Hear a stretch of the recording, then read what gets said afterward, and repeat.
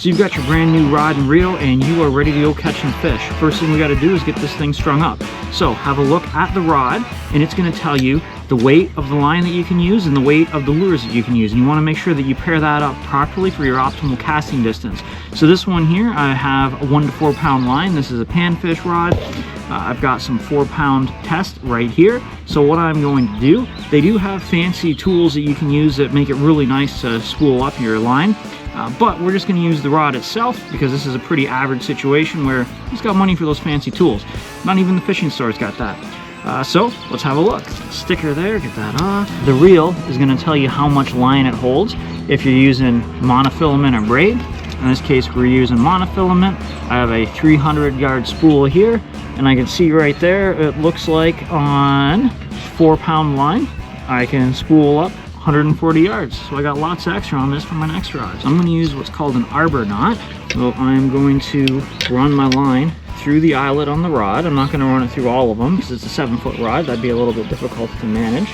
Through my eyelet. Now onto our reel. So we're going to take our line. And I want just a regular old knot on the end of it.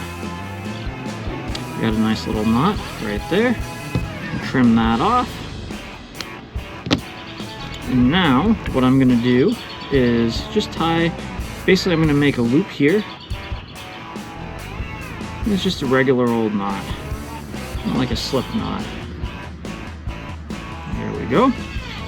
Lubricate her a little bit. Put that around your reel. And now notice that I have my bail open. So when I close the bail, it's going to spool everything up for me.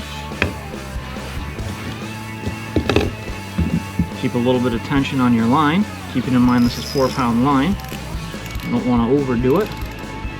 Tighten my drag up there a bit. Fill it up.